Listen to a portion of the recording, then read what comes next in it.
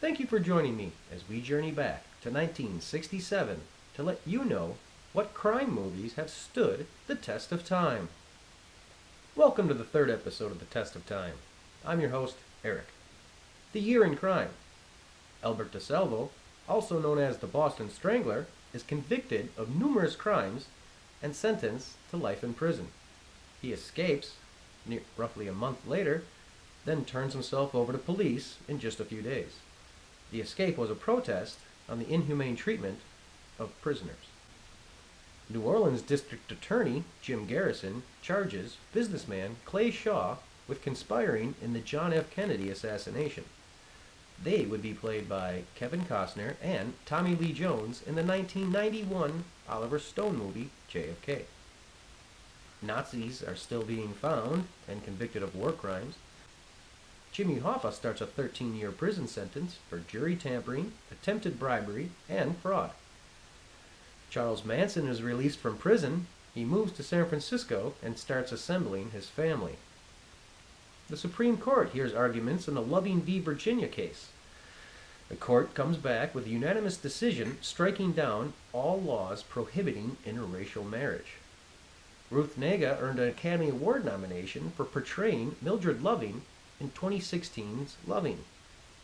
Funny that 2 years later, the travel slogan, "Virginia is for lovers," was started.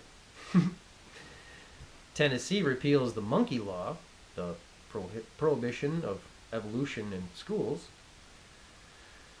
made famous by the Scopes trial and the great movie Inherit the Wind. Murderer Richard Speck is convicted of some heinous crimes and sentenced to die in the electric chair. The death penalty is overturned and he serves a life sentence. Race riots happen around the country. The movie Detroit, directed by Academy Award-winning director Catherine Bigelow, it centers around the Detroit riots of 1967. There were also riots in Milwaukee and some other places. War protests turned to some really riotous stuff on college campuses also. A quick once-over of my grading system. An A. You must see these movies if you haven't already. They are a prime example of why we love films.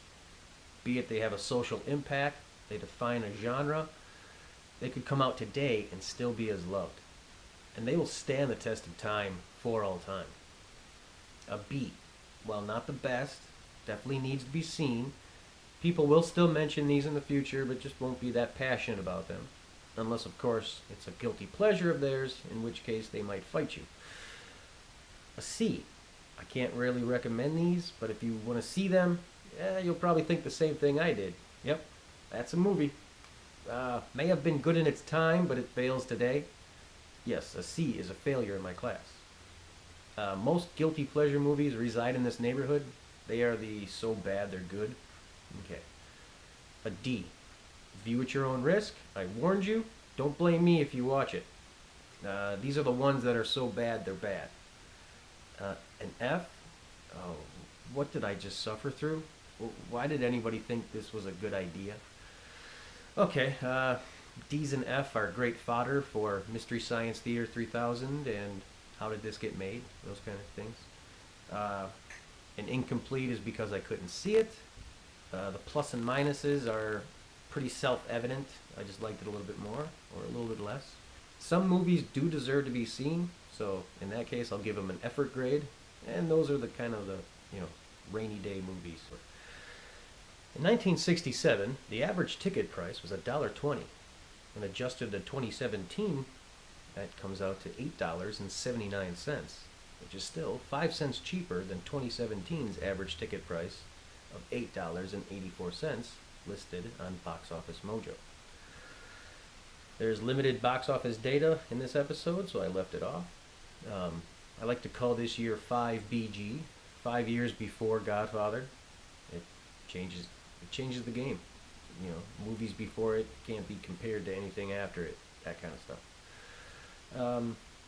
I originally felt that 20 movies fit the bill. Then I learned about the golden age of motorcycle gang movies from 1966 to 1973, and decided to make that a special episode sometime in the future.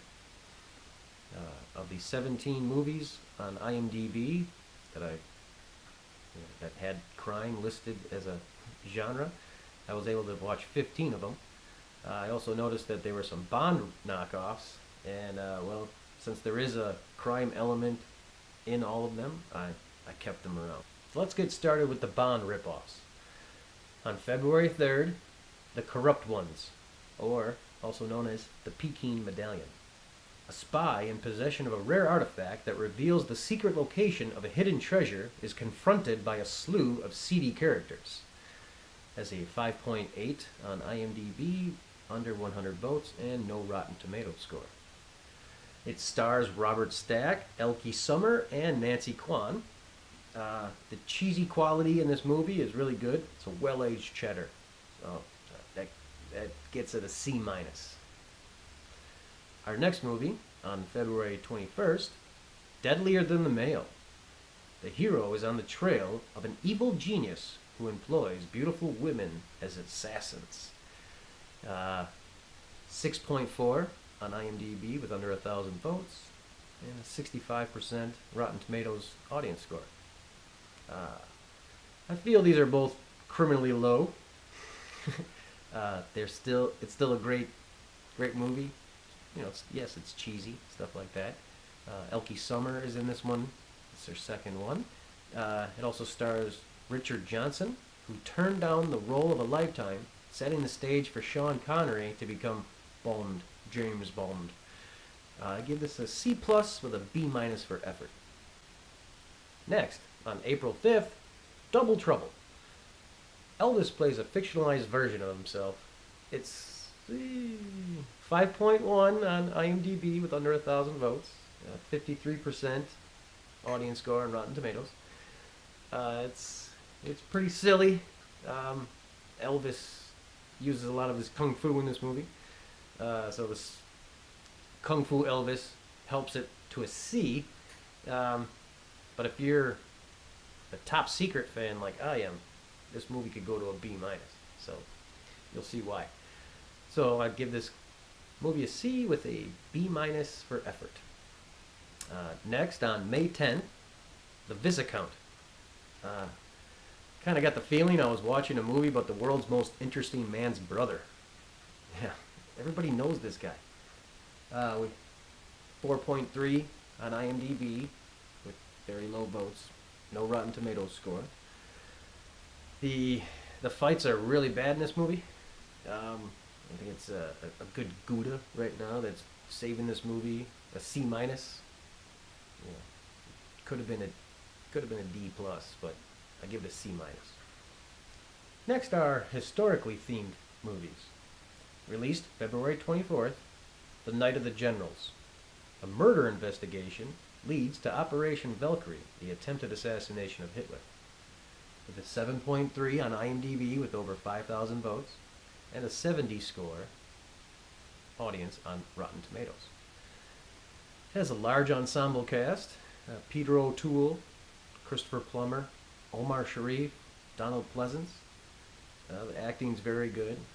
I give it a B+, simply because an A- was really close, but with the next entry on our list, a hallmark of historic event on film, June 30th, St. Valentines Day Massacre.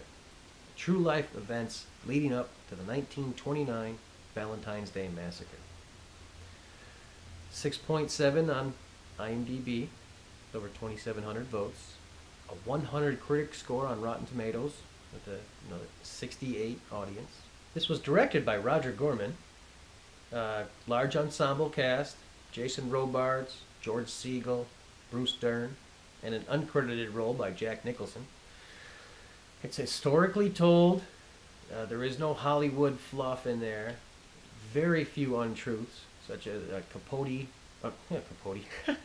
Capone lived in the working class neighborhood, not a mansion, and one of the characters was killed after, not before, the massacre day. Otherwise, it's a great movie. It's a period piece, and it looks really dated. And that's because Corman was a independent filmmaker and knew how to save a buck everywhere. He brought the movie in way under budget, and the dated look is forgiven for the acting and the almost super glue adherence to the history. They didn't, like I said, only two things were from what I could find. It gets an A with an A plus extra credit. Next, we have the historical, biographical, action crime, August 13th, Bonnie and Clyde. The story of bandits Bonnie Parker and Clyde Barrow. The 7.9 with over 83,000 votes on IMDb has an 89/88 scores on Rotten Tomatoes. This was nominated for 10 Academy Awards and it won for Best Cinematographer and Best Supporting Actress. On the AFI quotes, it's number 41, We Rob Banks. It's still great no matter what happened at the Oscars. That stupid selfie guy. I want to give it an A. Almost an A. You know what? Yes, an A plus for the Benny Hill-like shootout scene. It's one of my favorites. I love that. I love that scene. The final in our historic list, December 14th, In Cold Blood. A botched home invasion turns deadly. It's based on the true life event. It has a 8.0 on IMDb with a 91/88 Rotten Tomatoes. Truman Capote wrote the book. It was nominated for 4 Academy Awards. It's filmed in black and white. It's still a great movie. I give it an A. Now we move on to some thief/detective movies. On August 23rd, The Thief of Paris. After a man's uncle steals his inheritance, it causes him to rob the city blind. A 6.9 on IMDb with just over 1,000 votes and 58% on Rotten Tomatoes audience. It is very enjoyable. I like it. It's French movie, English subtitles. The actor looks like Ringo Starr. I give it a B minus. Next, August 30th, Point Blank. After being double-crossed and left for dead, a mysterious man named Walker single-mindedly tries to retrieve the inconsequential sum of money that was stolen from him. The 7.4 with over 14,000 votes on IMDb and a 97 critic, 85 audience on Rotten Tomatoes. Directed by John Borman, stars Lee Marvin, and features Angie Dickinson. It's such a fun, silly premise that it has to be seen. It was remade in 1999 as Payback, which is, I feel, just a little bit funner. If you've never seen the 1990 Payback, this movie gets an A minus. If you have seen Payback, then B plus. On November 10th, Tony Rome, a tough Miami PI, is hired by a local millionaire to find jewelry stolen from his daughter, and in the process has several encounters with local hoods as well as the Miami Beach PD. Neo-noir, 6.6 on IMDb, 60/61 Rotten Tomato scores. Stars Frank Sinatra. He's trying too hard to be Bogey. A D. The next two I couldn't find. October 11th, Run Like a Thief, 4.8 on IMDb, no Rotten Tomato score. It's, a thief, beautiful woman, gangsters, you get the drift. So it's an incomplete. November 10th, Jack of Diamonds, international cat burglar George Hamilton becomes the master thief, Jack of Diamonds. A 5.2 on not that many votes. An incomplete. The final 4 movies. On May 31st, The Violent Ones, also known as The Chain, also known as Touch White, Touch Black. A sheriff picks up 3 out-of-towners for a horrendous crime. The town forms a mob. What will the sheriff do? 5.4 on IMDb with very low votes and no Rotten Tomatoes score. This was directed by and starring Fernando Lamas, who is the father of Lorenzo Lamas. It also stars David Carradine. It was very low budget, good story, morale play. I definitely see the remake or like some kind of updated version kind of thing. I give it a B minus. Next, on October 25th, in the heat of the night, a big city detective is thrust into a murder investigation in the Deep South. With an 8.0 with over 52,000 votes and a 95.92 on Rotten Tomatoes. This was directed by another favorite director of mine, Norman Jewison. It stars Sidney Poitier and Rod Steiger. The famous quote from this movie is number 16 on AFI's 100 Years, 100 Quotes list. They call me Mr. Tibbs. Yeah, but the line leading up to that line, you don't want to say, you don't want to say that all out. With 7 nominations, 5 wins, including Best Picture, Best Adapted Screenplay, and Best Actor for Rod Steiger. Yeah, no, not Sidney Poitier, Rod Steiger. Yeah. Even with that, it's an A+ movie. Next, November 1st, Cool Hand Luke. Lucas Jackson is sent to Florida prison camp where he clashes every chance he gets. With an 8.2 with over 125,000 votes. A 100% critic score, 95 audience. Paul Newman in the Oscar-nominated title role. Best Supporting Actor win for George Kennedy. Also nominated for Adapted Screenplay and Original Score. AFI quotes, it's number 11. I'm pretty sure you've heard it, whether it's Guns N' Roses or this movie or something, but what we've got here is failure to communicate. Some men you just can't reach. So you get what we had here last week, which is the way he wants it. Well, he gets it. I don't like it any more than you, man. Yeah, love that one. All right, yes. Cool Hand Luke, A+. One of the best. Our last entry, on November 5th, The Incident. 2 troublemakers make a train car hell on Earth for its passengers. A 7.9 on IMDb, almost 2,000 votes, 88 audience score. Now this is an excellent cast. It's Martin Sheen's first role. It has Beau Bridges, Ed McMahon.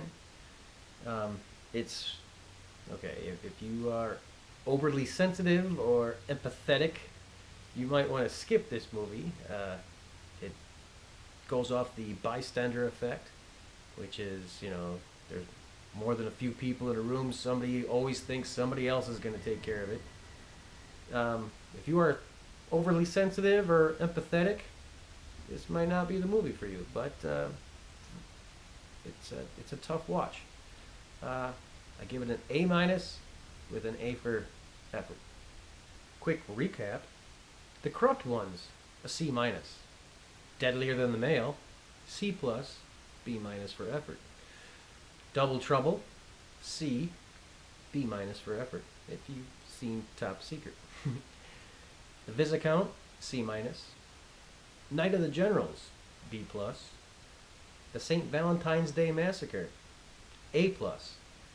Bonnie and Clyde, A+. In Cold Blood, an A. Thief of Paris, B-. Point Blank, it's a A-. If you've seen Payback, it's a B+. Tony Rome, a D. Run Like a Thief and Jack of Diamonds were incomplete. The Violent Ones, a B-. In the Heat of the Night, A+. Cool Hand Luke, A+. The Incident, A-, with an A for effort. Thank you all for joining me today. Come back next time where we take on 1994 Westerns.